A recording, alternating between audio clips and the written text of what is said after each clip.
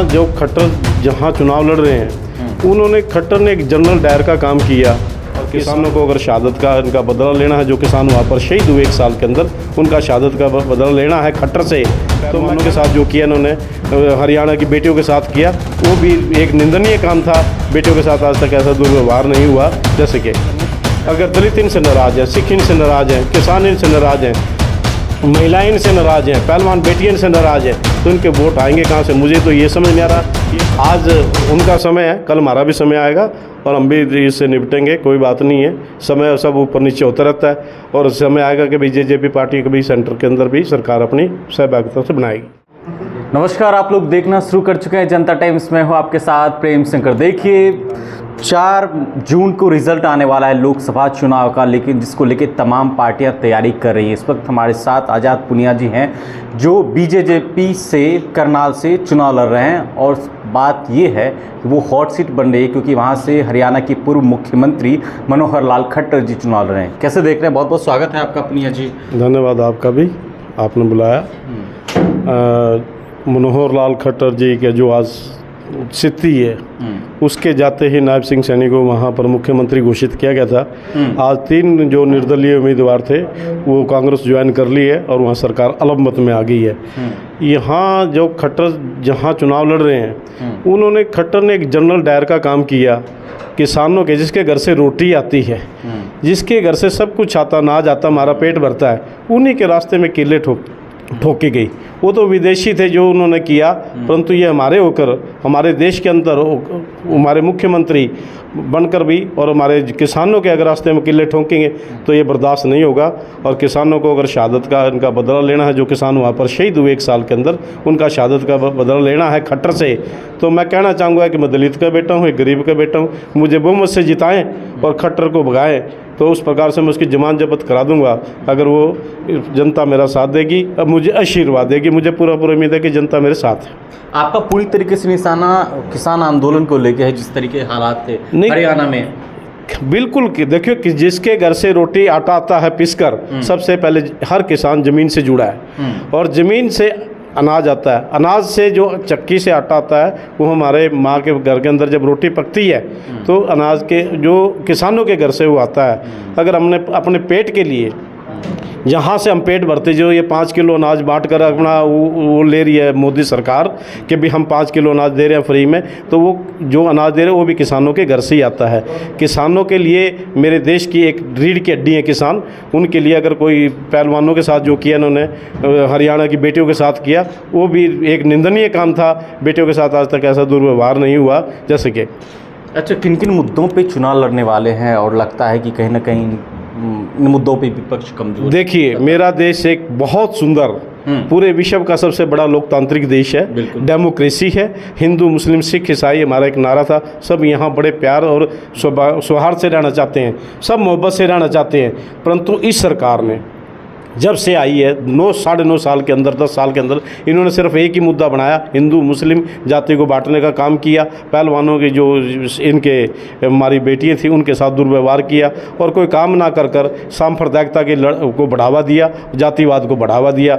अगर BJP party है वो संत युवराज जी की, तो सिर्फ उन्होंने हमें एक ही बात सिखाई है कि भाई अगर जो काम करना तो राष्ट्र हित में काम करना है, सभी मिलकर राष्ट्र के हित में काम करना चाहते हैं। अगर आप चुनाव जीतते हैं तो किन किन मुद्दों पर प्राथमिकता आप देंगे? देखिए, प्राथमिकता इसलिए देंगे, पहले तो ये अम्बेडकर के संविधान को उखाड़ने की बात करते हैं, उससे नफरत करते हैं अम्बेडकर से, क्योंकि उन्होंने एक दलित के बेटे थे, उन्होंने संविधान लिखा भारत का और इतना बढ़िया संविधान लिखा जो विश्व में कोई लिख नहीं पाया। आज उसको अगर ये छेड़ेंगे तो मैं आज आज़ाद सिंह पुनिया ऐलान करता हूँ कि हम इनको बख्शेंगे नहीं, दलित समाज इनको बख्शेगा नहीं। अगर दलित इनसे नाराज़ है, सिख इनसे नाराज़ हैं, किसान इनसे नाराज़ हैं, महिलाएं इनसे नाराज़ हैं, पहलवान बेटियां इनसे नाराज़ हैं, तो इनके वोट आएंगे कहाँ से? मुझे तो ये समझ नहीं आ रहा कि ये 400 पार का नारा लगाते हैं, इनकी 0 पीछे से हटेगी और आगे लगेगी, आगे से हटेगी, पीछे लगेगी, 40 पे सिमट जाएंगे। तो आपको लगता है पूरी तरीके से एकदम आप लोग चुनाव जीत रहे हैं? हाँ, बिल्कुल चुनाव जीत रहे हैं। युवराज जी का हमारे ऊपर आशीर्वाद दिया। एक दलित के बेटे को ये विश्व हिंदू की जो बात करते थे, इन्होंने कभी हिंदुओं की लिस्ट जारी नहीं की भी कौन कौन सी जाति हिंदुओं में आती है। सिर्फ गुरुजी ने एक ही बात कहे कि हम सांप्रदायिकता की बात नहीं करेंगे, हम सौहार्द की बात करेंगे। मेरा भारत एक गुलदस्ते की तरह है, हमें सब फूल इसमें लगना चाहिए। हमारे गुलदस्ते को कोई उजाड़ने की कोशिश करेगा, हम उसको बख्शेंगे नहीं। लेकिन आपके प्रत्याशी को तो कहा जा रहा है कि इंडिपेंडेंट लड़िए, निर्दलीय लड़िए, और कई तरह की धमकियां वगैरह भी मिल रही हैं। आपके राष्ट्रीय अध्यक्ष के घर पे पुलिस भी जा रही है। इन सब से कैसे आप लड़ेंगे? देखिए क्रम, जो पक्षी पार्टी होती है वो हमेशा इस प्रकार के हथकंडे अपनाती है। वो उनके पास ईडी है, उनके पास साधन है, सब कुछ तो बेच दिया उन्होंने, ईडी खरीद ली, जिसके चाहे वहाँ भेज देते हैं। जैसे स्वामी जी ने बताया पुलिस भेज रहे हैं। आज उनका समय है, कल हमारा भी समय आएगा और हम भी इससे निपटेंगे, कोई बात नहीं है। समय सब ऊपर नीचे होता रहता है और समय आएगा कि भाई जेजेपी पार्टी कभी सेंटर के अंदर भी सरकार अपनी सहभागिता से बनाएगी। आपकी पार्टी कितनी सीटें ला रही है इस बार? हमारी पार्टी, जैसे संजय जी ने बताया, हमारा काम है फाइट करना, मेहनत करना, जनता के बीच में जाना, उनको अपने मुद्दे समझाना। हम गरीब, दलित, महिलाएं, बच्चे, शिक्षा के लिए काम करेंगे सबसे पहले। और जो यात्री दुखी होते हैं उनके लिए 2 ट्रेन के डब्बे अलग से उसमें जोड़े जाएंगे। हम उनके मुद्दों के पर बात करेंगे, जो गरीबों के साथ से जुड़े हो, जो दलितों से जुड़े, जो किसानों से जुड़े, जो महिलाओं से जुड़े हो। हम इन मुद्दों पर बात नहीं करेंगे, हिंदू मुस्लिम की बात नहीं करेंगे। रमेश जी, आज आपको डीएम ने कहा कि आप जो है निर्दलीय चुनाव लड़िए। अगर बनारस से जो चुनाव लड़े वहाँ भी इस तरह की घटना हुई तो फिर क्या? नहीं, देखिए, अगर बनारस में भी इस तरह की घटना होगी तो समझ लीजिए कि ये तो अपोजिशन ही करवा रहा है भाई। फिर तो अपोजिशन खुद चाहता है कि भी मोदी के सामने कोई इलेक्शन ना लड़े। अब मैं बीजेपी पार्टी का जनरल सेक्रेटरी हूँ, इसी वजह से उन्होंने मेरे पर्चे को रद्द किया। सिर्फ खाली पर्चा तो उन्होंने अप्रूव किया, रद्द ना करने का एक नया बहाना बनाया कि आप निर्दलीय इंडिपेंडेंट सेलेक्ट किए जाते हैं। रिक्वेस्ट भी की, आज स्क्रूटनी का टाइम था, 11 बजे से पहले हमें डॉक्यूमेंट जमा करने थे, वो डॉक्यूमेंट हमने जमा भी किए। उसके बाद भी उन्होंने उन डॉक्यूमेंटों को लेने से मना कर दिया कि चुनाव आयोग का रूल है कि अब आपके डॉक्यूमेंट नहीं लिए जाएंगे। क्या डीएम साहिबा को बीजेपी पार्टी से इतना डर लग गया कि उन्होंने कहा आपको एक निर्दलीय लड़िए? नहीं, ये मुझे नहीं पता डर लगा क्या लगा, या उनको पीछे से आदेश आया, लेकिन उन्होंने मुझे कहा कि आप इंडिपेंडेंट लड़िए, पार्टी से आपका नहीं होता तो क्या फ़र्क पड़ रहा, आप इंडिपेंडेंट लड़िए।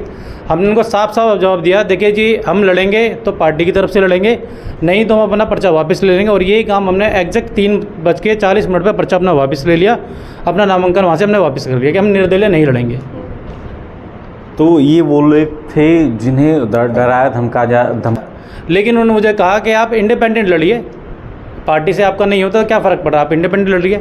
हमने उनको साफ साफ जवाब दिया, देखिए जी, हम लड़ेंगे तो पार्टी की तरफ से लड़ेंगे, नहीं तो हम अपना पर्चा वापस ले लेंगे। और यही काम हमने एग्जैक्ट 3:40 पर पर्चा अपना वापस ले लिया, अपना नामांकन वहाँ से हमने वापस कर लिया कि हम निर्दलीय नहीं लड़ेंगे। तो ये वो लोग थे जिन्हें डराया धमकाया जा रहा है। साथ ही वो बीजेपी पार्टी के तमाम प्रत्याशी थे जिनसे हमने बातचीत किया। आप इस वीडियो पर क्या सोचते हैं, अपने राय को कमेंट बॉक्स में जरूर दें। शुक्रिया।